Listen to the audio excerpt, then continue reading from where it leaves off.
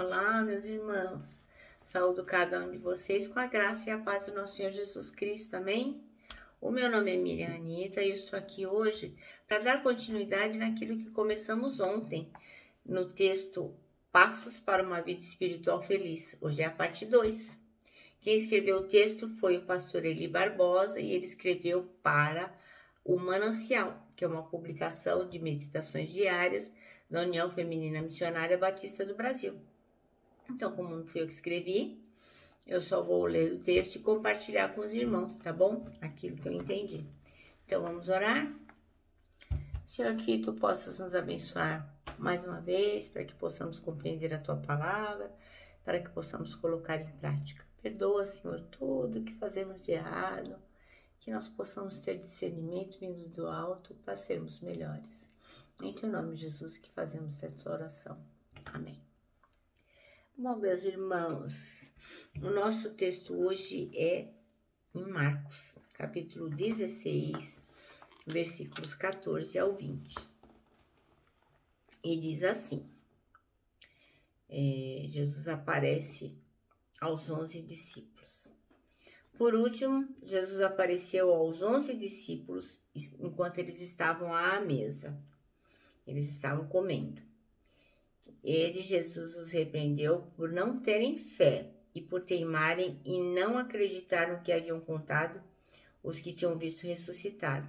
Então ele disse, vão pelo mundo inteiro e anunciem o evangelho a todas as pessoas. Quem crer e for batizado será salvo, mas quem não crer será condenado. Aos que crerem será dado o poder de fazer estes milagres, expulsar demônios pelo poder de meu nome e falar novas línguas. Se pegarem cobras ou beberem algum veneno, não sofrerão nenhum mal. Quando puserem as mãos sobre os doentes, eles ficarão curados. Depois de falar com eles, Jesus foi levado para o céu e sentou-se do lado direito de Deus. Os discípulos foram anunciar o evangelho por toda parte, e o Senhor os ajudava e, por meio de milagres, provava que as mensagens deles eram verdadeiras. Amém? Bom, então, o nosso versículo de hoje é o 15, que diz, e disse-lhes, vão pelo mundo todo e preguem o evangelho a todas as pessoas. Ontem, a gente conheceu 2 importantes passos para a gente sentir alegria. E com eles a gente pode chegar à descoberta que Deus faz promessas e que cumpre cada uma delas, né? Ele não deixa nada passar. E por este motivo nós podemos confiar nele. Se nós lermos a Bíblia toda, se nós formos observando cada promessa feita, nós vamos vendo que todas as promessas do Senhor foram cumpridas ou serão. Porque o nosso Deus não falha, Ele é um Deus verdadeiro. Mas a gente precisa ainda dar um outro passo. Então não é só isso, não é só a questão de crer que o Senhor é verdadeiro, crer que Ele tem promessas e crer que Ele as cumpre. Agora a gente precisa ir na direção daqueles que não conhecem a maravilhosa experiência que a maioria de nós que está ouvindo agora já experimentou.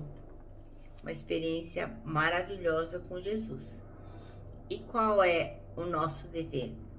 É a gente compartilhar a nossa experiência de fé em Jesus Cristo, obedecendo a ordem dele de fazer discípulos, né? Então, muitas pessoas dizem assim, não preciso falar nada, né? A minha vida vai fazer com que as pessoas olhem para mim e a minha vida vai ser uma pregação, né? Eles atribuem, inclusive, essa frase a Francisco de Assis. Ninguém sabe o certo que é, mas essa frase diz mais ou menos assim, que você deve viver de uma forma que as pessoas olhem para você e vejam o Evangelho de Jesus Cristo. E, se for necessário, você pode e deve pregar. Mas o que dá a entender é assim, que se sua vida for uma vida de santificação, não é necessário pregar. Mas isso não é bíblico.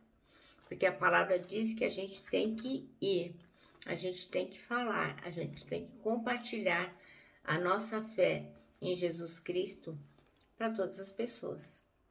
Então, de novo, a gente não tem que ser o chato de galocha, né? Porque ninguém gosta de ser abordado na marra, ninguém gosta de que a gente ridicularize as coisas que as outras pessoas creem. Nós temos que ser respeitosos com todo mundo, mas na medida do possível, criar ocasiões para colocar o nosso Jesus Cristo, para que as pessoas saibam que só Ele salva, só Ele cuida, só Ele ampara, que Ele morreu por nós, pelos nossos pecados e que Ele vai voltar.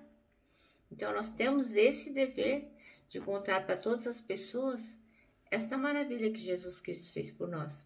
Porque assim, quando a gente tem uma coisa muito boa, a gente quer compartilhar, né? Então, a gente precisa compartilhar nossa experiência de fé em Jesus, obedecendo a ordem de fazer discípulos. Os compromissos de confiança em Deus e de fazer discípulos são complementados e são sustentados com outro passo importante, o compromisso da comunhão, né? Tem gente que fala assim, eu não preciso ir à igreja, eu sou um desigrejado, não é necessário eu ter comunhão.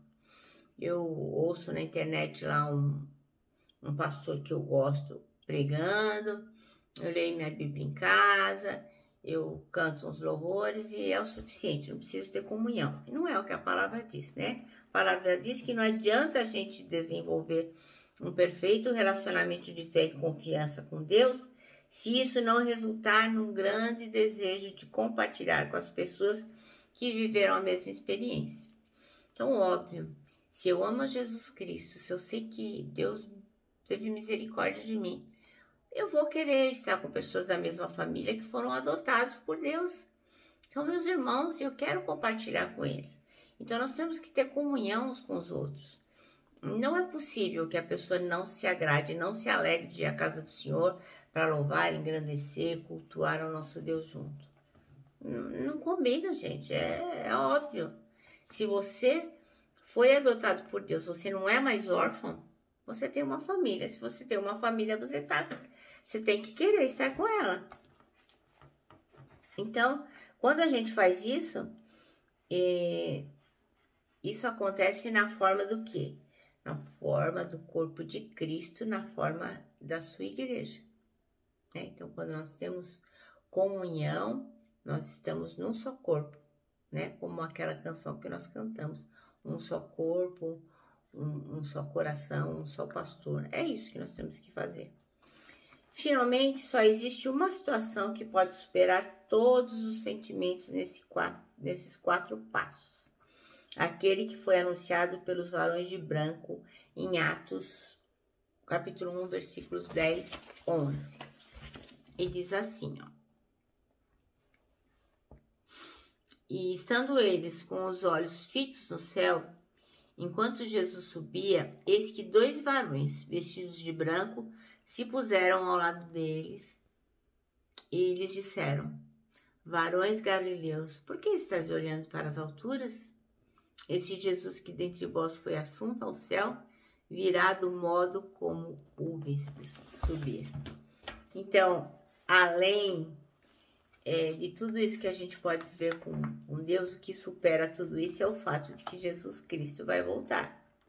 Então, quando estaremos com os nossos olhos fixos no céu para ver a vida, mas a vinda de Jesus para estarmos com Ele para sempre. Então, o texto está dizendo assim, que o que supera é isso, quando a gente está com os olhos fixos no céu,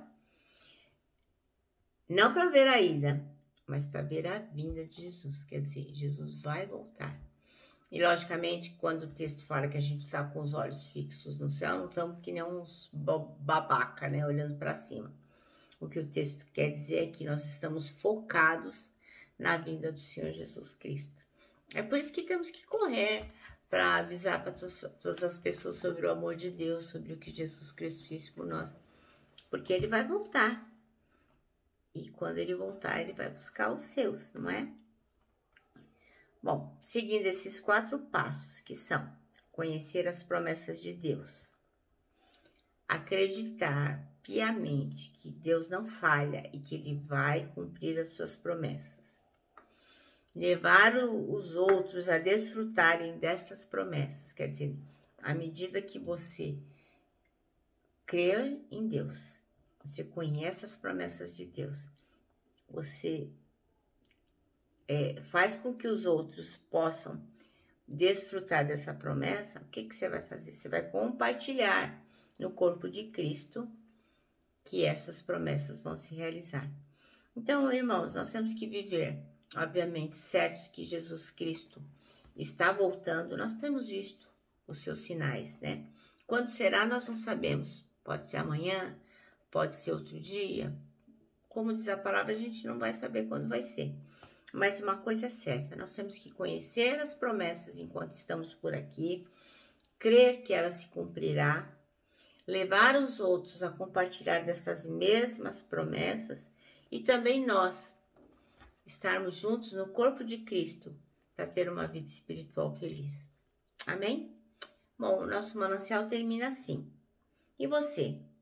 Já tem uma vida espiritual feliz? Aqui estão os passos para que isso possa acontecer. Espero que o irmão possa segui-los. Eu vou fazer o meu melhor, ok? Eu me despeço aqui, ó, com o meu abraço fraternal, com o meu abraço de ursa. Lembrando que em 2021, ó, ninguém solta a mão de ninguém. E lógico, né, com a nossa palavra de ordem que é saudades.